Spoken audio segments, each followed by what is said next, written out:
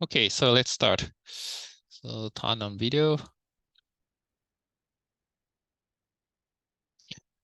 So, yep.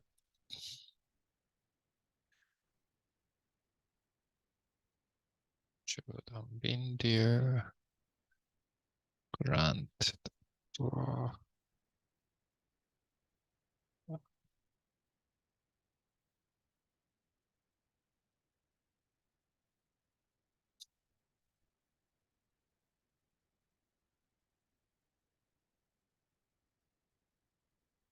Okay, so we start. So today is the last class except for final presentations. So just I want to make sure about your final project date. So yeah, so here is the presentation schedule. So the next Tuesday, I expect Jordan and Grant and Passer and Andrea and Lex will make presentation in Zoom, and the Dalver and the Nicholas submit the video presentation by the first Tuesday night.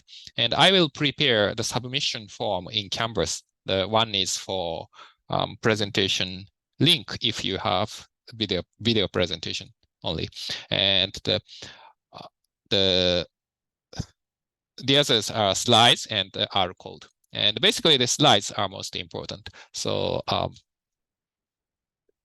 you are supposed to submit it by, I think, the 4 p.m. On your presentation date. So submit the presentation slides by 4 p.m. For Jordan, Grant, Passer, Andrea, and Lex. Yeah. Do you have any question about final projects?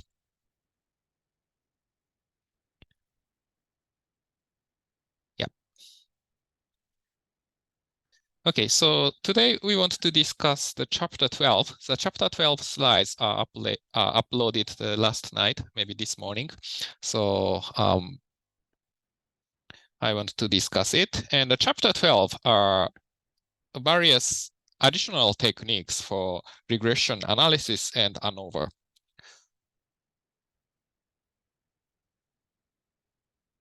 And since we only have the one class for chapter 12, I focus on some of the more important sections for some of your final presentation. So I focus on basically the last three sections of the chapter 12. So this is chapter 12, and we have actually the 5 topics. And the first one is the polynomial regression. So this is, you can see the y on the polynomial of x. This is the regression, linear regression model. And the 12.2, the next one is the regression through origin. So we don't have any intercept in the model. But these are relatively simpler, so probably I will skip this for now. And we discussed the last 3 sections. The first one is the linearity over groups. So when we have a factor variables, sometimes we can make that factor as a numeric variable. For example, if you want to use the number of bathrooms to explain the house price, then the number of bathrooms can be numeric, but also maybe the number of bathroom has nonlinear effect on the house price. If you have 5 bathrooms or 6 bathrooms, they do not matter much. But if you have no bathrooms in a house, probably you won't buy that house, even if it's much cheaper. So we have that kind of analysis can be done. And the fourth topic is the analysis of covariance. So this is a kind of a combination of the regression model and the ANOVA model. So basically, the regression model is developed for each factor level of the factor variable. So that is the 12.7. And the last section is the diagnostics. We have already studied the residual plots and also the QQ plot, but we will summarize it, and also that we extend some of the diagnostics. Okay. So the first thing we will do is chapter 12.4. So linearity over groups.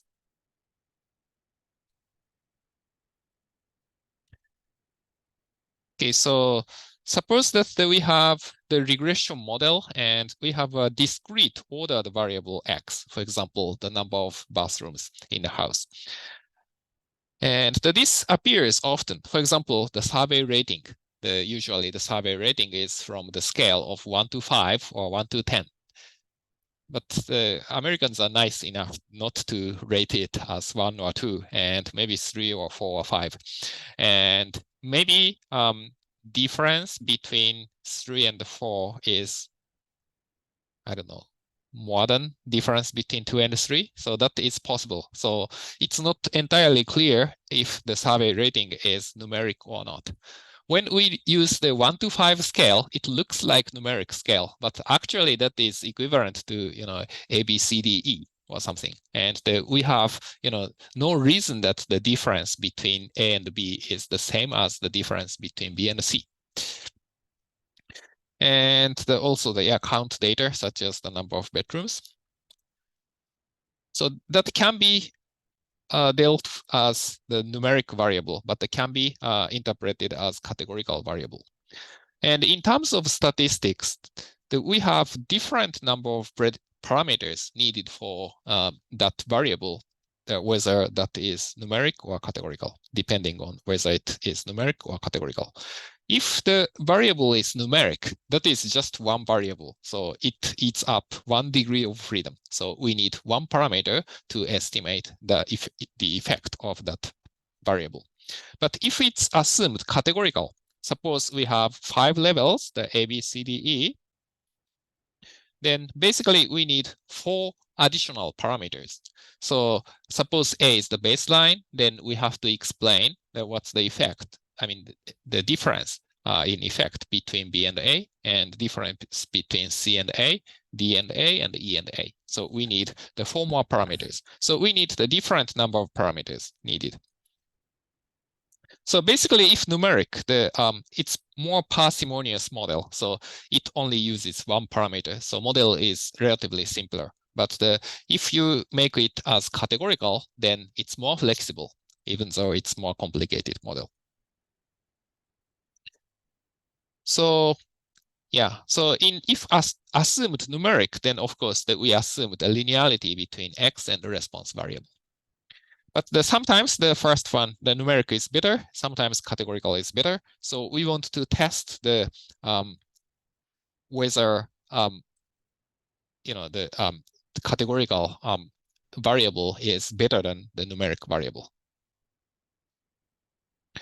So this is one example. So the condo price and the number of bedrooms.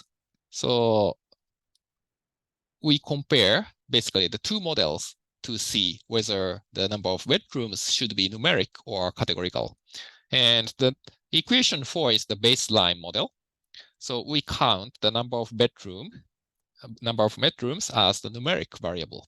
And the next model, we have actually the 2 variables. So one is the number of bedrooms as numeric variable. So we assume the price increase or decrease for each additional bedroom. Then another factor, the beta for I. So this is actually the factor variable. So multiple levels, the one parameter for each, the number of bedrooms. So we compare 4 and 5, and if the difference is not significant, then we don't really need this variable. This is not significant. But if the model 5 is significantly better than 4 by the ANOVA test, then we conclude that the beta for I, this factor, that should be included in the model. So in this way, by comparing 4 and 5, we can see whether the number of bedrooms should be numeric or categorical. Maybe not should be, but which is a better model, we can decide. And here, I think the complicated but important point. So in the data set that we have 6 possible values for the number of bedrooms. So that is the 0, 2, 3, 4, 5, 6. Okay. And the model 4 assumes that the price is linear with respect to, the price is a linear function of the number of bedrooms. So the 3 bedrooms worth, the 6 bedrooms worth the twice as much as the 3 bedrooms in terms of the additional or additional value to the price.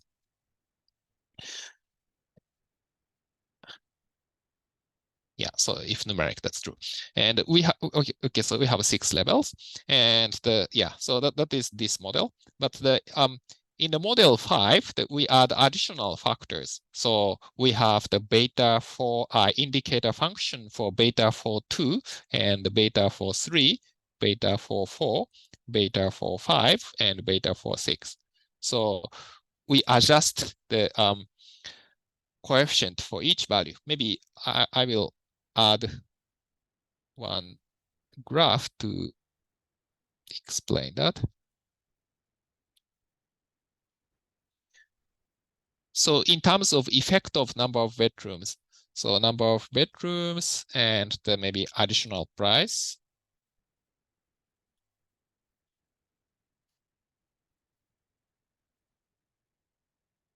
If numeric, the number of bedrooms, that's 0, maybe 1, 2, 3, 4, 5, 6, that we assume that something like, usually it's the negative correlation, so we assume, but anyway, so maybe we make it positive for now.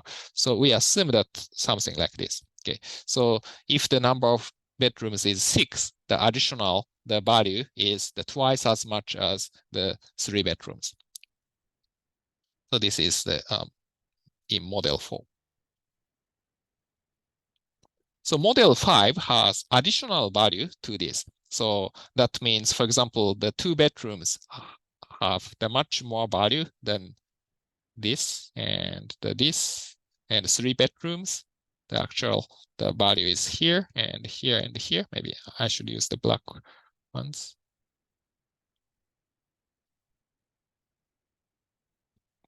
Then basically this effect size is beta for 2. And this effect size is beta for 3. And this effect size is beta for 4. And this effect size is beta for 5. So we assume the nonlinear function between the additional price and the number of bedrooms. So we assume this relationship. Okay, so this is model 5. So model 5 is more flexible, but we need 4 more parameters. So that is the fact. Yeah, so usual ANOVA model, this adds 5 factors, right? Because we have 6 levels and 0 is the baseline. But in this model, we have also slope. So we only have the 4 additional variables. So we only use these 4. Maybe you can use any of these 4. Any 4 out of these 5.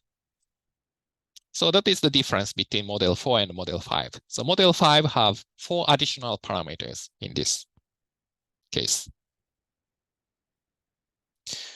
So basically, we want to compare model 4 and 5, right? So I think we have some discrepancy here, 4 and 5. So sorry, maybe I have to fix it. So this is model 4 and 5. So model 4, we have the number of bedrooms, only this one as numeric variable. But in model 5, that we have the number of bedrooms and as factor, the bed. So this variable as factor. So we have 2 factors. Then, okay, so this is the simpler model, so model 4. And the number of bedroom is significant factor. So at least we have to introduce it as numeric variable. Each additional bedroom have the value of negative 8,800. So if the square footage year and the number of bathrooms are the same, the more bedrooms, then basically we have $8,837 less. So yeah, this is probably because the other features are not available if we have too many bedrooms. Maybe the kitchen is smaller or something. And this is the model result for the model 5. And we have additional the parameters here. And since we already included the linear term, the bedroom 6, this is actually not needed. So basically it is excluded from estimation. And we have the 4 additional parameters here.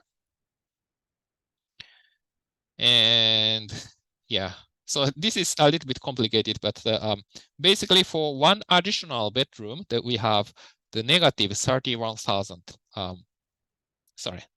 Yes, so for one additional bedroom that we have the negative the $31,000. So if we have one more bedroom, the price is cheaper by 31,000. But we have some adjustment term. So if we have the 2 bedrooms, then the price that should be the $83,000 higher. So that means we compare the 0-bedroom house. So compared to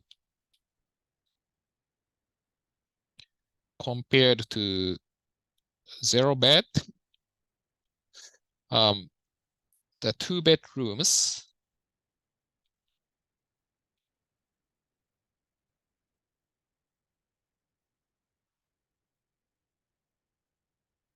has the additional value of the negative $31,000 times 2, because the 2 bedrooms, plus the 8,000, the 300, sorry, $83,600. So yeah, roughly this. So this is approximately the $21,000. So actually, if we compare the no-bedroom house and the 2-bedroom house with the same other specification, the same, then 2-bedroom has actually the slightly higher value. So that's the interpretation of the data.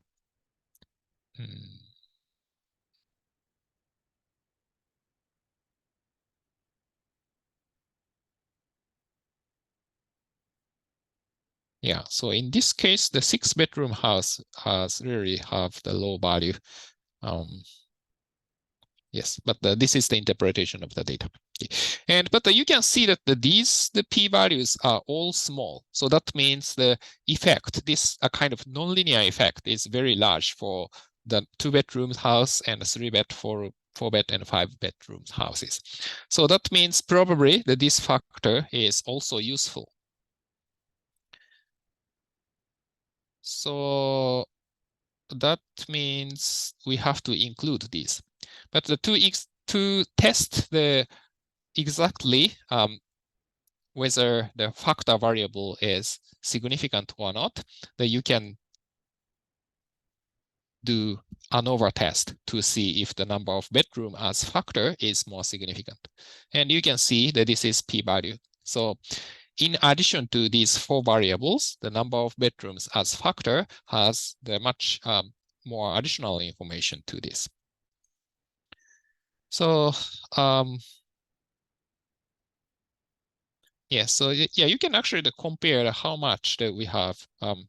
We can explain that. So the size of residual, this is the sum of squared residuals in the final model, the full model, the model 5. So that amount is 7.5 times 10 to the power 11.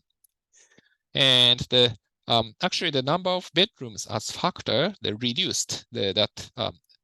has reduced that error size by 4.1 times the 10 to the power 10.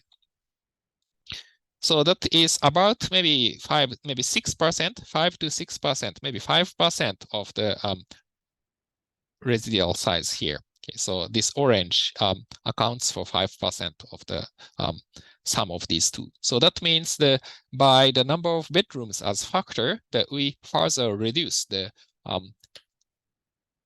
error size by 5% in terms of sum of squared difference. I got one question. So you include both the actual value and the factor for the same thing as separate contributors in the equation. Yes, so we include both. So that is because ANOVA model, I mean, the ANOVA can compare the only nested models. So when you compare model 1 and model 2 in ANOVA, always the model 2 should be larger than model 1. So that means the model 2 should include all predictors in model 1. So to use ANOVA, actually we have to include the number of bedrooms as numeric variable first. Then we add additional factors in that way. Yes. Maybe to see the exact result, if finally we decided to use the model with factor variable, then you can drop the number of bedrooms later. Then automatically that they use another factor level for 6 bedrooms. So in the final model, that you can erase this one. But for comparison purpose, that you have to construct this model 4 and 5. Yeah, that is a good question. Yeah.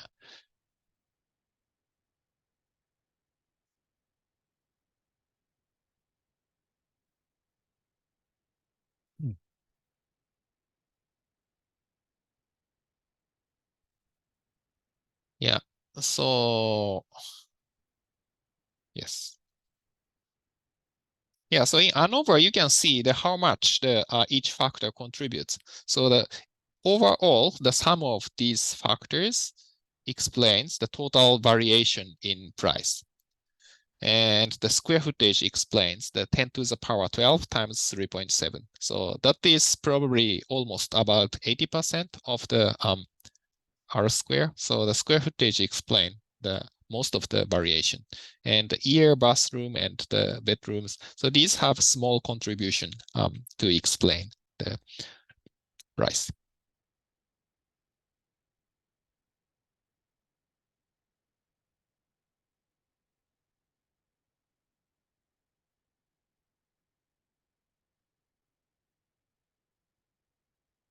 In y in terms of, so this is the yi minus y bar square summation I is equal to 1 to n.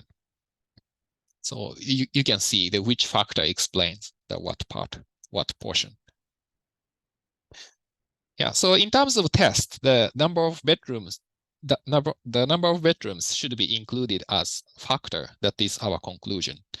And also you can compare, for example, AIC for out of sample forecasting. And if you compare the models 4 and model 5, then actually the AIC is smaller for model 5. This is actually about 18 smaller.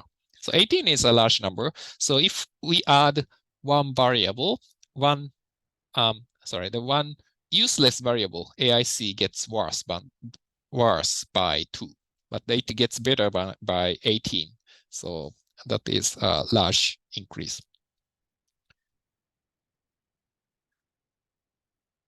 Yeah, so usually, if statistically significant, almost always that improves AIC. If not statistically significant, sometimes still the model can improve in terms of AIC. So my impression is maybe if the p-value for a new parameter is around 0.1 or 0.15 or something, maybe even 0.2, then model can improve, even though we don't see this as statistically significant predictors. Yeah, and yeah, same thing can be done for the number of bathrooms for this application. And in fact, actually, if you tried, also the number of bathrooms as a factor can improve the prediction model. The result is not shown in slides, but yeah. So in this way, you can see whether the one ordered variable is better, has a better explanatory power to explain y as numeric variable or categorical variable.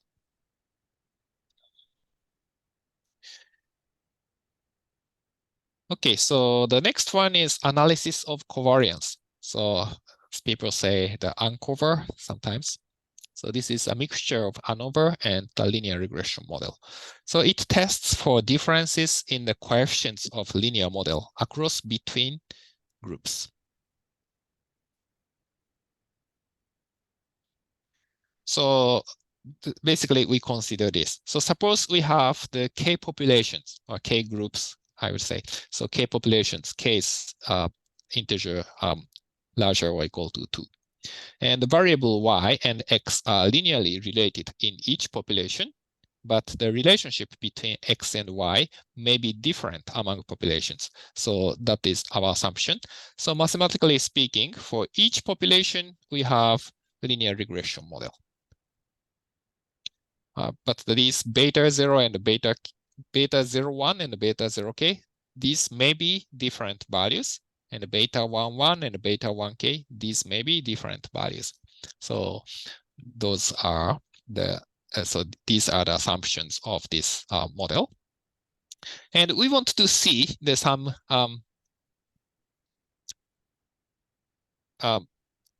we want to test some hypotheses. For example, just for specific coefficient is 0 or not. And also, often our interest is these parameters, these K parameters are all the same or different. If all the same, we can simplify the model. So often we want to test if these are the same, and also these are the same. So this hypothesis.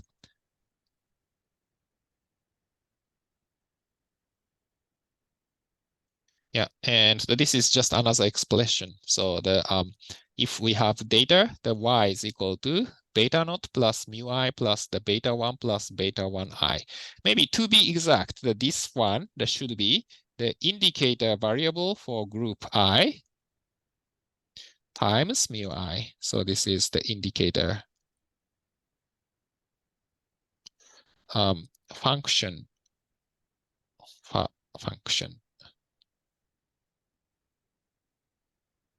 of group I. So mu I exists in the model only if the observation is in group I.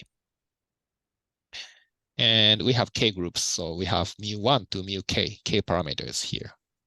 Then here, it's the same thing. So beta 1 is kind of the baseline, but the beta 1i is also the indicator variable for group I times beta 1i. So this should be the more logically correct expression.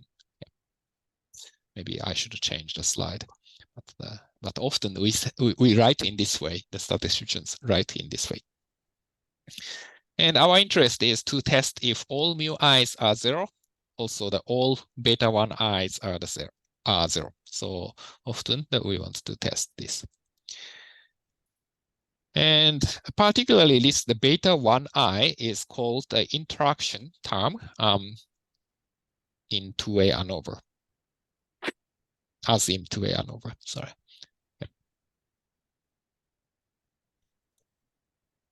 And then we have redundant parameters. So we have, if we have K groups, and if we consider mu1 to mu K, actually the sum of mu1 to mu K is equal to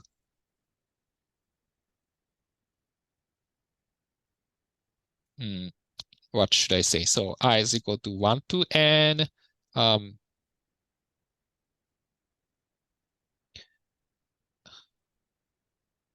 Yeah, so basically we have the linear dependency between the beta naught and the mu1 to mu K. So the summation of indicator function times the mu K. So this is basically like this. So mu1 dot mu2 and mu K. So if every mu i's are the same, then it can represent the intercept term. So the beta naught, so these functions and these functions are linearly dependent. So usually we assume that the mu1 is equal to 0, and also the beta 11 is equal to 0. Maybe we have different ways to make restriction, such as summation of mu I is equal to 0 or something like that. But just for simplicity, for these slides, this chapter, we assume that these are 0. So one redundant parameter. Okay, so now that we want to do estimation and the testing for this ANCOVR model. And this is one example, the growth conditions of the tetrahemena cells. I don't know what is this, but the growth condition of the some cells. And we have the factor, the glucose level. This is either 1 or 2, and 1 is maybe the with glucose and the 2 is without glucose or something like that. And also the concentration, cell concentration and the cell diameter.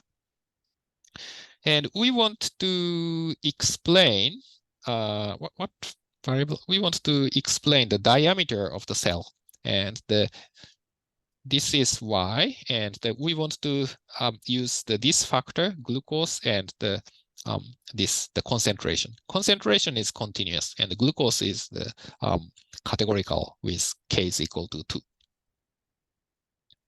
And here is the graph. So basically we have two groups, the glucose level 1 and the glucose level 2. And these are circles and triangles.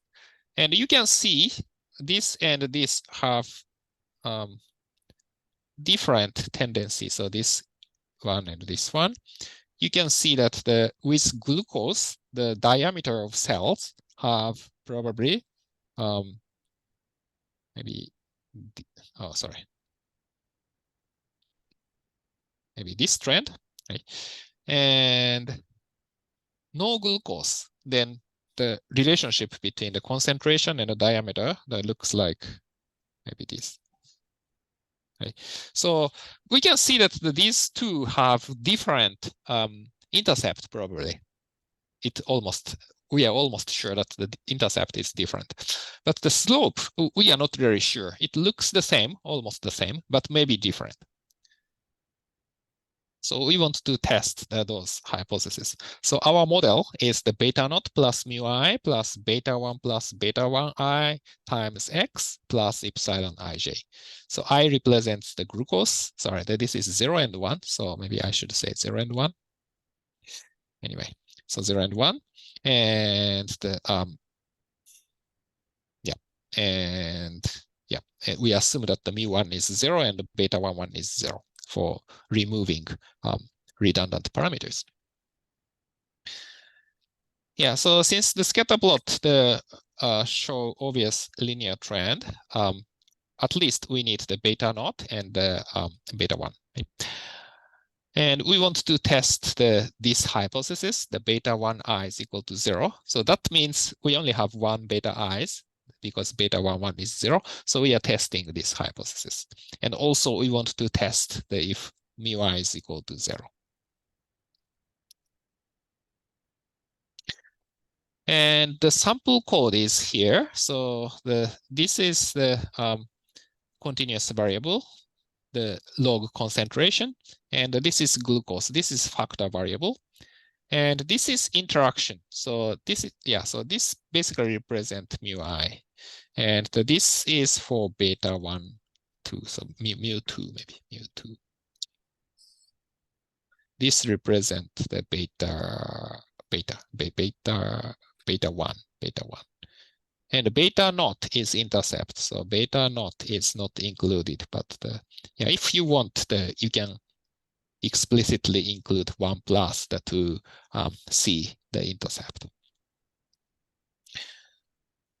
Yeah, and you can use the usual, the linear model.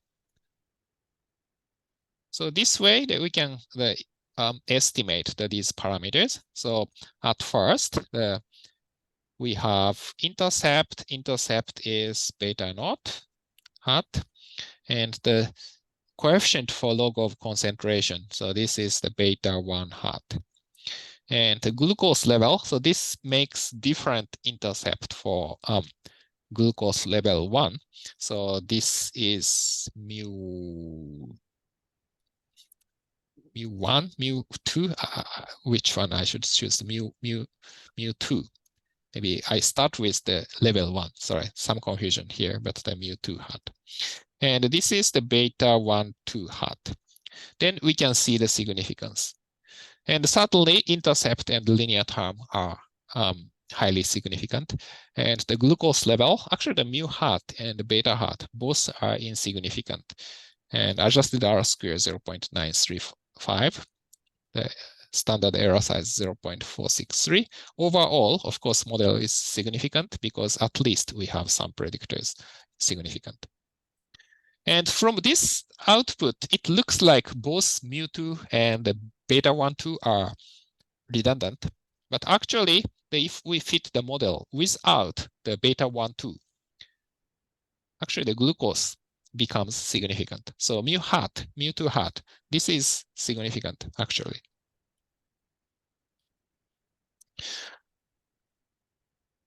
Yeah, maybe we should also test the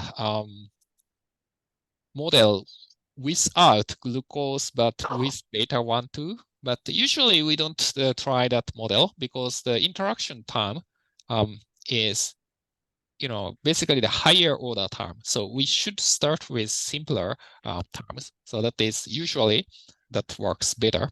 So we include this and we conclude that this model is the final model, kind of. I got 2 questions, and the one question for the project, should we include those factors that are not significant predictors if AIC improves? It really depends on the situation. So for prediction purpose, as long as AIC improves, the additional variables should be useful. But if just you want to interpret you want to keep only significant variables in the model, then it's fine to omit it. For example, if regression model explains some effects of the public policy or something like that, then if the variable isn't really significant in the model, probably the people are not serious to consider that factor. So in such a case, maybe it's more reasonable to keep only significant predictors. But if your objective is just future prediction of some economic indicators or some marketing results, then probably you would include all variables as long as AIC improves. Yeah. And the next question, so is the indicator random variable really necessary in the expression equation y, since the mu sub I and beta sub I are both functions of I?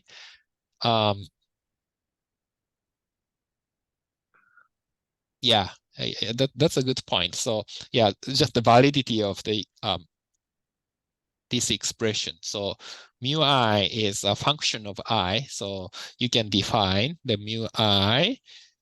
But I think that is still a little strange because we still have to estimate parameters. So I think the more logical expression is mu I times 1i. If mu I is the function, then where is the parameter to be estimated? So yeah, maybe you can justify it, but I think it's not really a natural expression, at least I would say. Yeah, that's a very good question.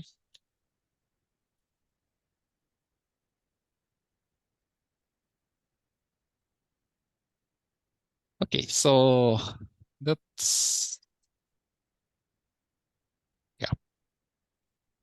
the conclusion. So our final model that will be including only the different intercept for the model, but the not different slope for the model. And this is the final ANOVA table.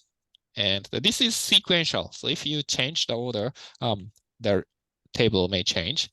So the log concentration should be useful. Then whether or not glucose, that is useful. But the interaction, actually, not very useful. And in terms of sum of squared residuals, the total is about 100, maybe 65. And the majority of them are explained by concentration. And the glucose also add some more power, and maybe about 70–80% of the remaining variation is explained by glucose. But if you add different slope for different groups, glucose and no glucose, it improves very slightly. So remaining remaining sum of squares is about 10.14, and only this interaction explains the 0.07 out of 10.14. So yeah. So sometimes, the sum of square is good to see practical difference between the models. So this is statistical difference, but sometimes even statistically significant. That is because of very large sample size. And sometimes the sum of square does not reduce much by including more predictors. Yeah. So statistical difference and the practical difference doesn't really matter, right? So suppose that we get the life expectancy increases by the time for exercise, daily time of exercise in hour, then if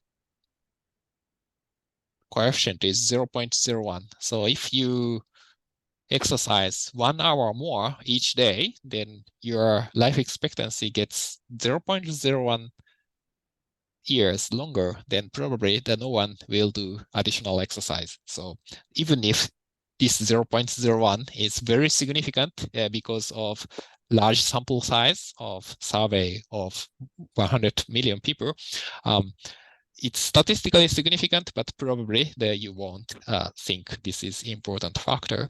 So statistical significance and practical significance are different. And often this is good to see practical difference.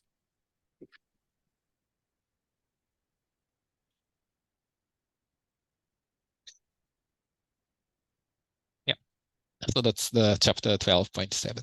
So do you have any questions? Yeah, so towards final project, the interpretation of the results are important. So the log concentration, if concentration is higher, basically the diameter is smaller, and that's reasonable. And the glucose level is, I think that which one is which, I don't know. So glucose is 0, non-glucose is 1. So no glucose, then the concentration, the diameter gets smaller, cell diameter gets smaller. That is also reasonable. So the sign is important. And yeah, statistical significance is important as well. Sometimes it's good to see these numbers adjusted R squared. So this explains how many percentage of the data are explained by the predictors. And in terms of variance, adjusted R squared is just the name suggests it corresponds to R square. So if R square is around, for example, the 0.5, that means if we have one predictor X, then correlation coefficient between X and Y, so correlation coefficient between X and Y is about square root of 0.5, so that is about 0.7, 707, yeah. So yeah, so you can have a good image. If we have two predictors, you cannot really interpret this as the correlation coefficient, but just rough idea. The square root of R square corresponds to correlation. Sometimes it's useful to see residual standard error, then you can immediately see the error size of this prediction model. If you predict the diameter by log of concentration in glucose, then typically we have the error size of 0.46 in diameter. Yeah, that makes some sense. Yeah, yeah, those are probably things to consider. Yes, so the last section, 12.8, that is the diagnostics. So we have to check assumptions to make our tests and estimation valid. So that method, those methods can be have been discussed in chapter 6, 7, 11, but also I want to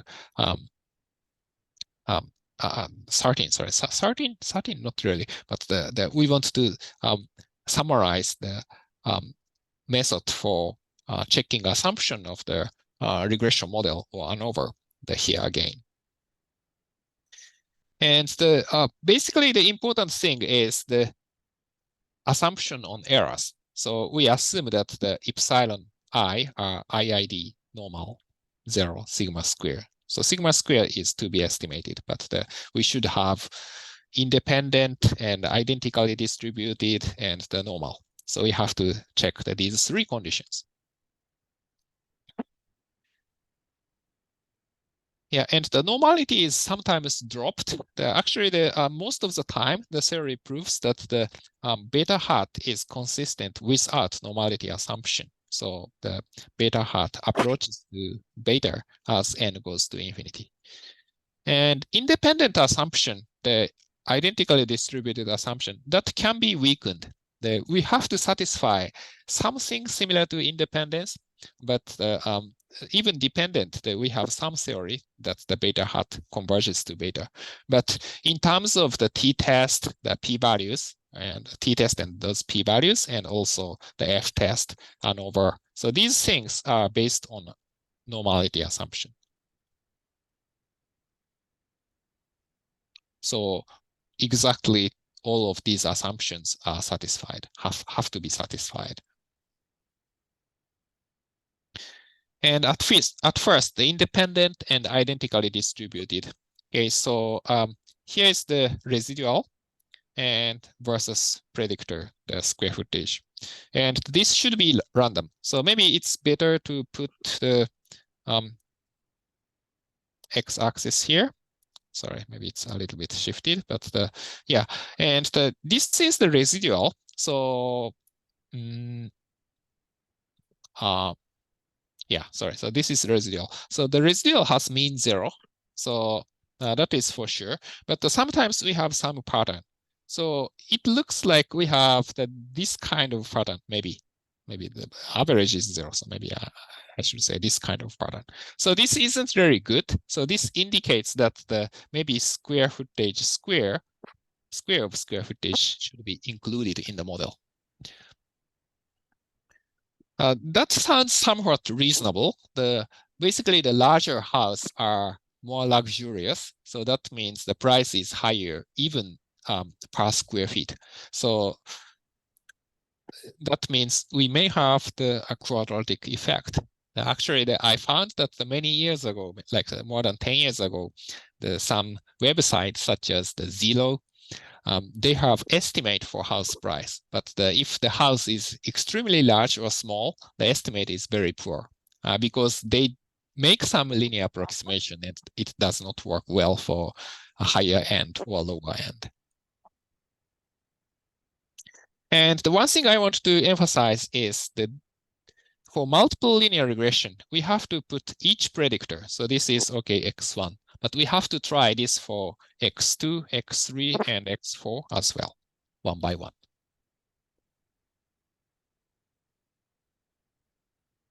And even if the number of bedrooms are discrete, still it makes sense, right? So you can make a box plot or residual plot, but you can see the tendency.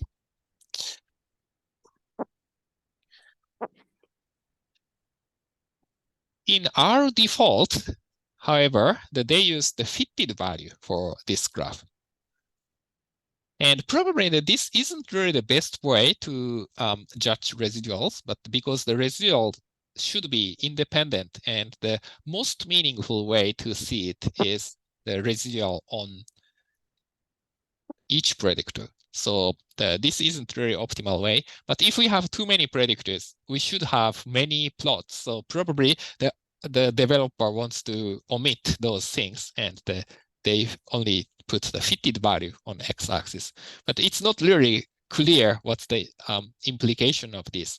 Actually, we have similar tendency for fitted value versus residual. So we have this one. So we have a kind of the quadratic pattern. But if we have fitted value, then it's not clear what we should do. Right? If if we put the predictor value, it's clear, it has the clear implication that the square root there may help improve the model. But here, the meaning is not clear.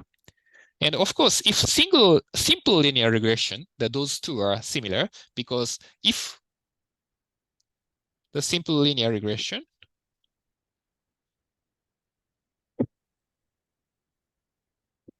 okay, so y is only equal to maybe beta naught plus beta 1 times maybe square footage plus epsilon, right? And fitted value is here. Fitted value is a linear function of square footage. So it's almost the same to do this or to do the previous graph. So in this case, basically the two graphs are the same, except the some linear transformation. But for multiple variables, I believe that the best way is residual versus each predictor. And in this case, anyway, the square footage is the dominant variable to explain price. So that's why this graph and this graph are similar, not exactly the same. If we compare, for example, around here and here, it looks slightly different, but still it's similar. So my recommendation is, this graph. So residual versus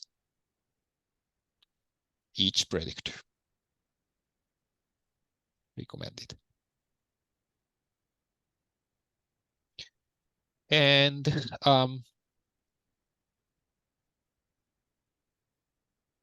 yeah, so, and also that we have to see the size of variation also. So in this case, I don't know, but around here, maybe, sorry, someone said something.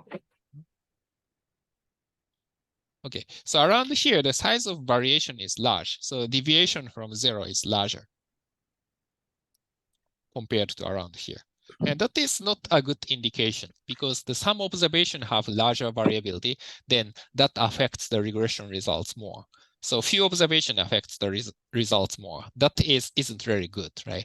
So if all observations have almost equal contributions, then the model is more reliable, because it does not depend on few observations.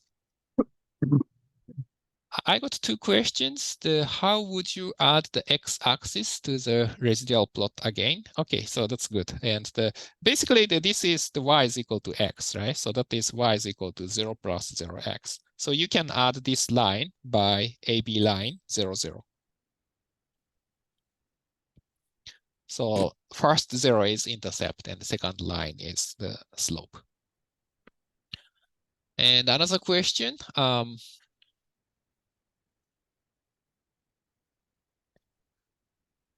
can you use LM to add the square footage square component? Yes. So yeah, I haven't discussed it, and it's in there actually the 12.1. But yes, you can add that. So that format is LM, the y on SQFT plus I of SQFT square. So this way that you can fit it. Why we need I? Because the square, yeah, some coding problem here. So if we use the square has different meaning in regression. So that's why, but we need this I parenthesis.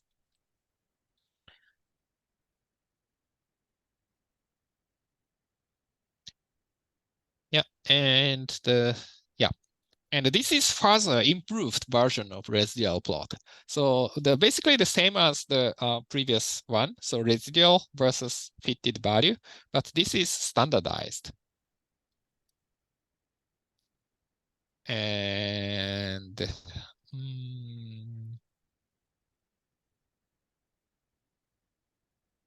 I think this isn't a square root, but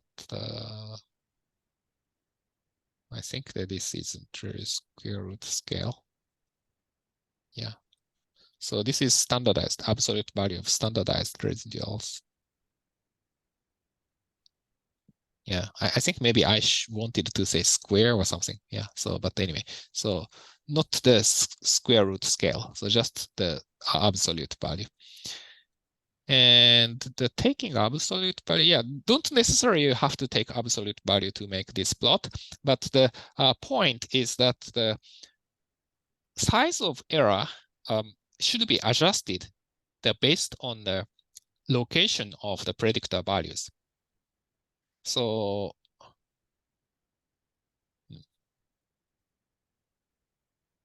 yeah, so the residual is epsilon I hat, but actually the epsilon I hat should be adjusted by the factor SI. So to be exact, epsilon I square should be divided by SI to make more reasonable comparison of residuals. And what is SI square? Sigma hat square, that is fine. So this just standardized epsilon I hat. But we have another factor depending on I, that is the 1 minus the HII. And HII is defined by this matrix. So remember that our regression model is y is equal to x beta plus epsilon. Then using this x, the HII is calculated by this. And the meaning of this isn't really clear, but the point is that the HII is larger if the x is away from center, away from x bar.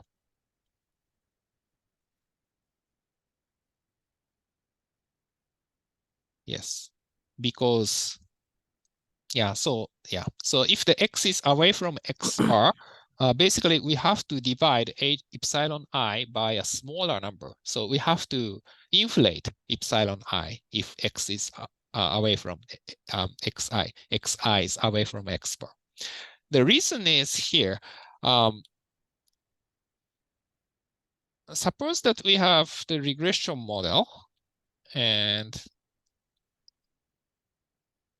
suppose that we know the true line. So true regression line is here. Okay, so really it's not observable, but suppose that true regression line is here.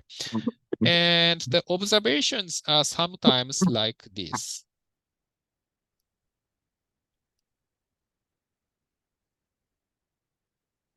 Okay, like this. Okay?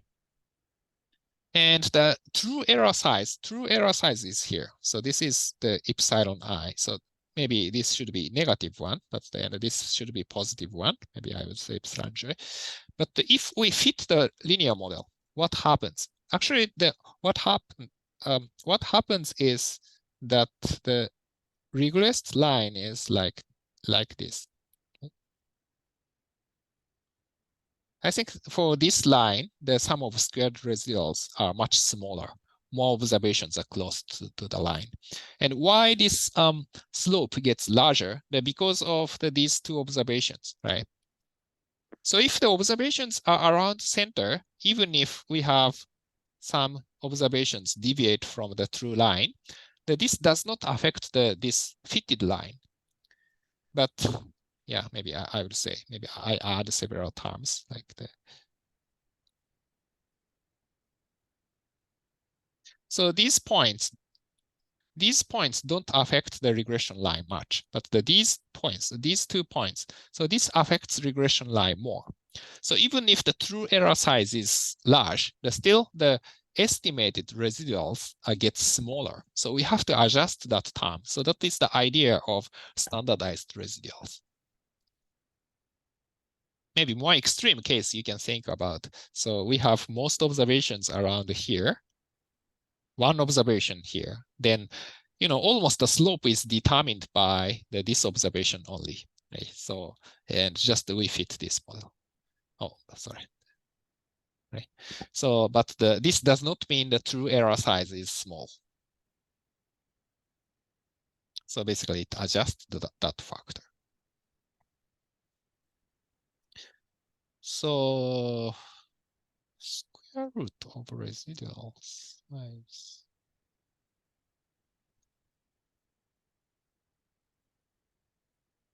I don't know. So sorry, this is our output. So maybe they return the square root of residual size. Yeah, it looks like, sorry. So this may be the square root of the residual because we have the small number of observations around 0. So that is strange. So yeah, probably they take the square root of standardized residuals. I don't know why they take this square root, but that is what R did. Maybe probably you want to see the outliers, right? So outliers, they want to put all outliers at the same place. So that is one reason that they take square root. Maybe another reason is, yeah, so previously the R generated the residual plot. So if we didn't take the, sorry. So let me explain again. So they take the absolute value because they want to make the all outliers on one side. And also we want to create different graph from residual plot. So that's why they take the absolute value. And the reason that they take square root is probably these outliers may be much, they're far away from the most observations. So just to, make those observations down, the closer to other observations, probably they take square root. Yeah. Sorry about that. I got another question. Why would one use standardized residuals? Yeah, because to adjust this, the phenomenon. So if observations are away from center, so these x values are away from center, so x values around here, xi is here, then this observation itself affects the regression line. So that means that we underestimate the size of error. So that's the reason. And why, yeah, so that's the, yes. Okay, so the next one, this is a new one. So IIDness, the independentness, so the identically distributedness of the residuals. So this Cook's distance of observations. So we have the 500 observations in the data set, and we calculate the Cook's distance, so-called the Cook's distance for each observation. And this basically explains how much each observation affects the linear regression. So this means 87th observation and the 277th observation, 297th observations. So these observations affect more than other observation to the regression line. So probably if we only use these maybe 10 observations, 7, 8, 9, 10, then probably the mostly regression lines are determined. And other observations have a much smaller contribution to the regression line. So for example, if the observation, 297th observation is just the recording error or something, and if we remove it, then regression line changes a lot. So the best situation is all Cook's distance are similar values. Then all observations are similar. All observations have similar contribution. So that is a better case. If few observations have a large Cook's distance, it's not good. So if everything is closer, everything are at the same level, it's better.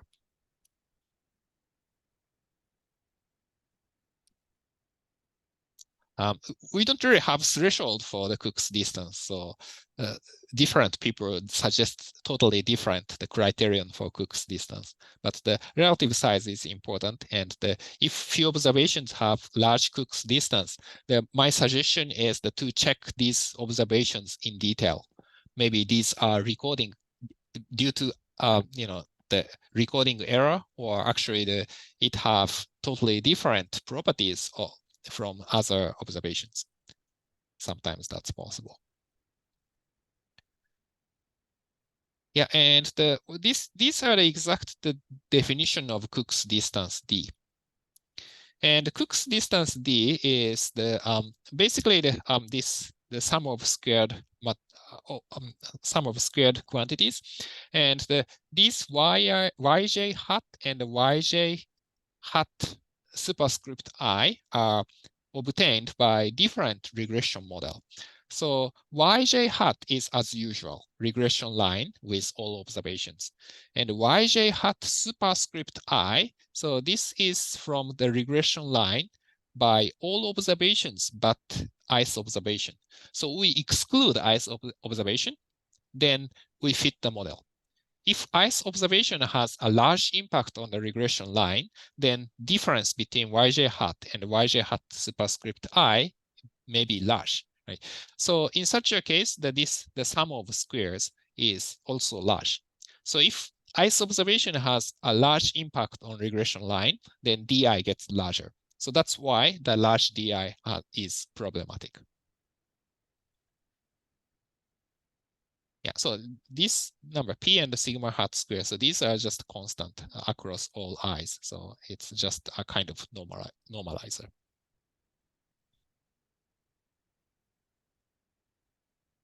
And finally, we have to check normality by normal QQ plot. And yeah, so in real data analysis, you cannot really get the perfect normal QQ plot usually. Then we have some outliers. Yeah, but actually these outliers in a different curvature, right? So probably you cannot really solve this situation. So if the residual plots have this shape or this shape, then certainly we should improve the situation. For this case, probably the transform y into maybe log scale or square root. That should work better usually. Maybe in some case, log of y plus some constant. For this one, actually, it's a little harder to deal with. The usually maybe x to log of x or square root of x works. Occasionally, maybe the y to exponential of y. Usually, this transformation isn't really popular, but this is possible. Yeah, for this one also, yeah. Sometimes, x to x square is possible, but this is usually not recommended because usually the x square is more sparse for larger x.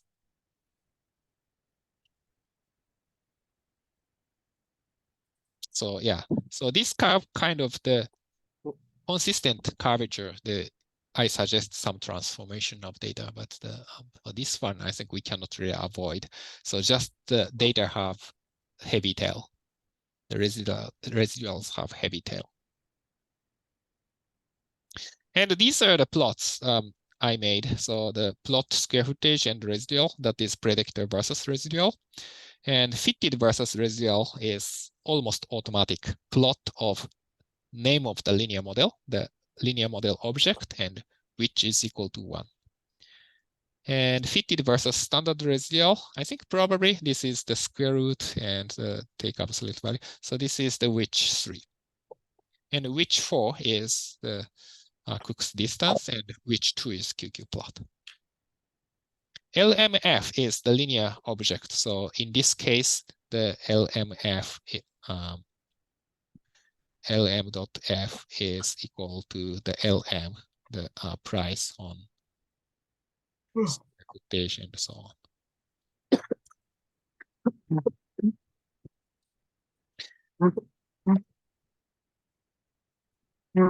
So that's 12.4 to 8. Do you have any questions? And I will give the quizzes for these 3 sections tonight. And the quiz is due next Friday because some of you have presentation next week.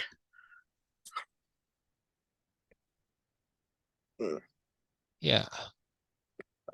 I think, Jason, you can turn off mic if you don't really have any comments. And I got 2 questions. For normal QQ plots, can we include multiple predictors? Normal QQ plot is for residuals. So if multiple predictors, they just, yes, you can include multiple predictors, of course. Only residuals. So the number of predictors does not matter. So you can put multiple predictors like year and so on. And next question, what is, sorry, could you remind me which in the last slide? Just this is the name of the option the developer uses, so it doesn't mean anything, but just you have to write which is equal to 1 to get this graph and so on. It does not have any meaning. Yep.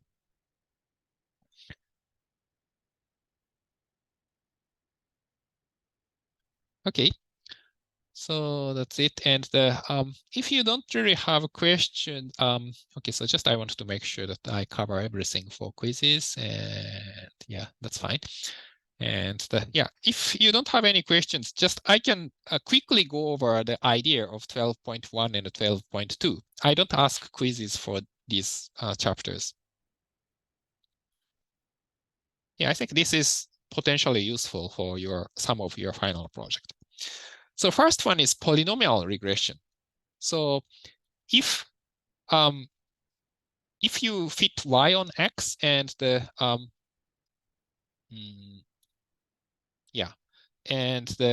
sometimes the relationship between y and x is not linear. And if you make if the relationship between y and x is monotone, such as like this, then usually transformation of x or y that solve the problem, and you can do linear regression. But sometimes relationship between x and y are not really linear. Maybe typical case is quadratic pattern. Possibly the more complicated cubic pattern or something like that. So in this case, we have to introduce the x square or x cube and so on. So that is the idea of polynomial regression. And surprisingly, this doesn't make the model more complicated. So just it works in the same way as multiple linear regression, because x is basically assumed the constant, the deterministic number. So x squared is just another predictor. So I would say that x is x1 and x squared is just another predictor, x2. And this is x sub k. And anyway, this model is linear with respect to parameters. So you can estimate these parameters in usual linear model.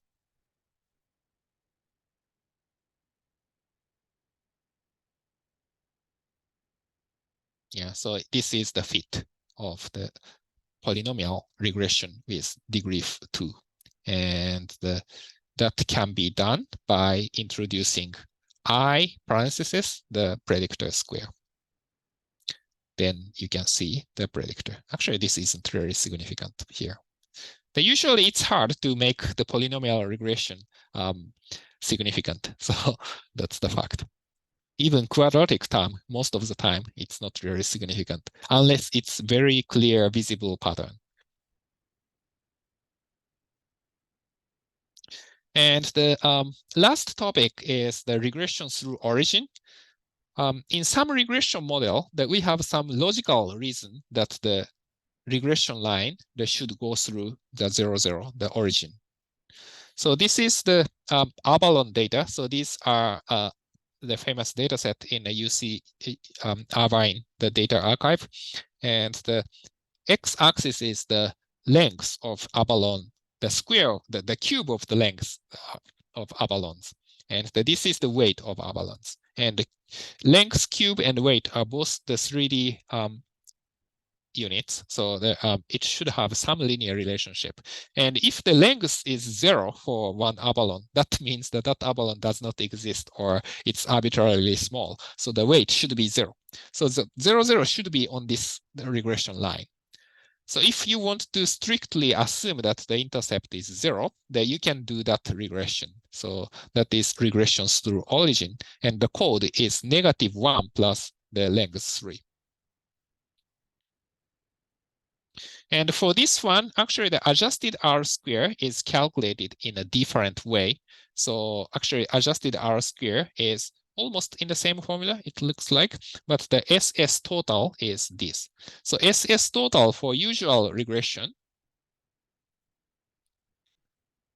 with intercept So SS total is summation of yi minus y bar square. But since we cannot have intercept, so this y bar cannot be used. So the SS total is defined by this. So the adjusted R square have a different meaning, but still that we can fit the linear regression. Yeah, so those are the topics in chapter 12. And I will ask the quizzes on the last 3 sections. Sorry, I got one question. What happens if you write -2 instead of -1 in LM function? I haven't tried that.